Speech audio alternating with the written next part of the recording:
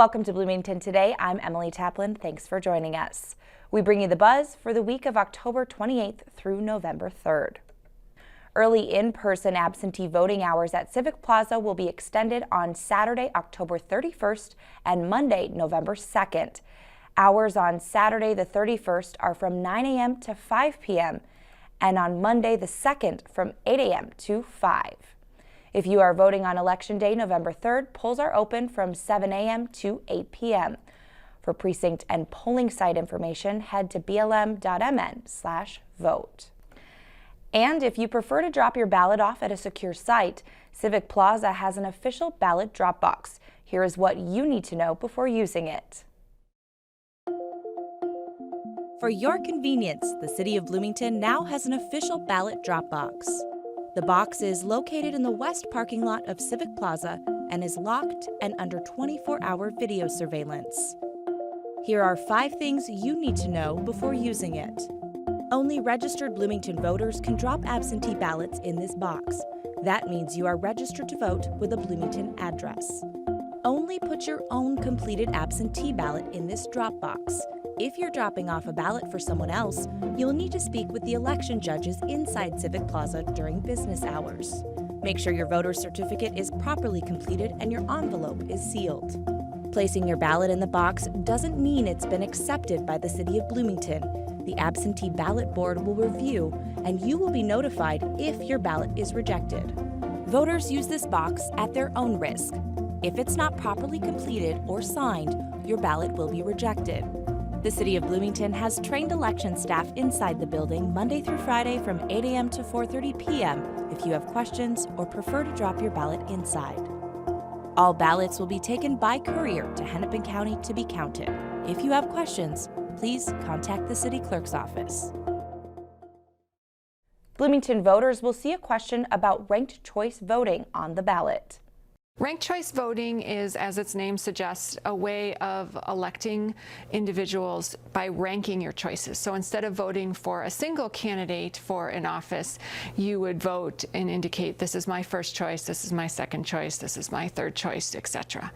And then to count the ballots, if no candidate gets a majority of the votes through the first choice ballots being counted, they eliminate the candidate that receives the least number of votes, and those people that had voted for the eliminated candidate as their first choice then have their second choice counted.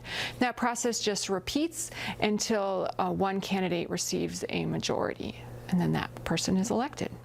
If Bloomington voters choose to adopt this, it would be used to elect the mayor and the members of the City Council in future elections.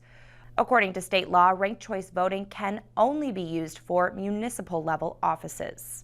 The mayor and city council decided very consciously to place this on the ballot in November for voters to decide. It changes the way we elect our mayor and city council members.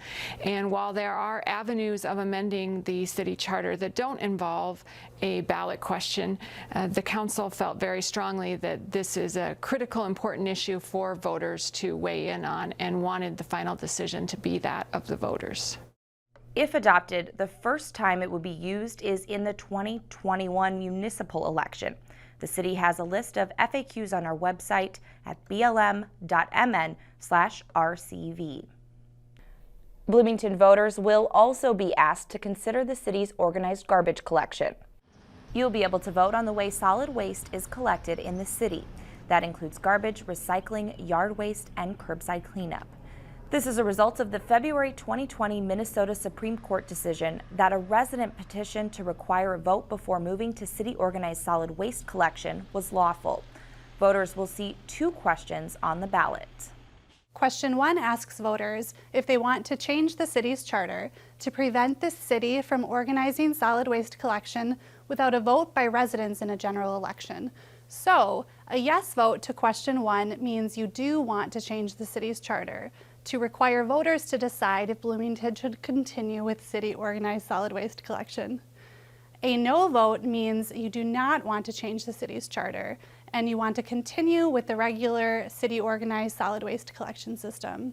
So if question 1 passes and the city's charter is changed, Then question 2 gives voters the opportunity to decide whether or not city organized solid waste collection should continue.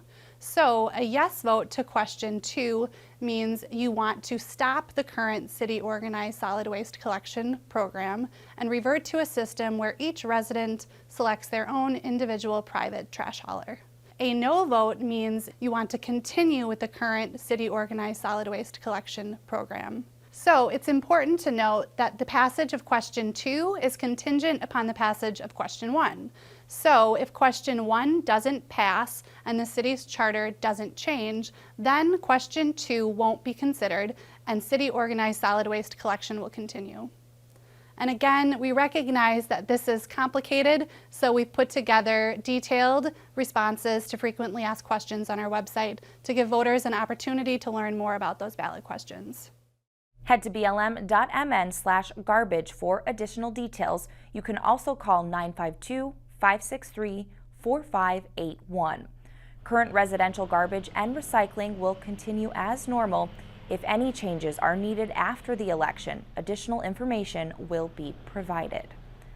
That is the buzz on Bloomington Today for the week of October 28th through November 3rd. If you would like to watch other stories from the show, go to this week's playlist.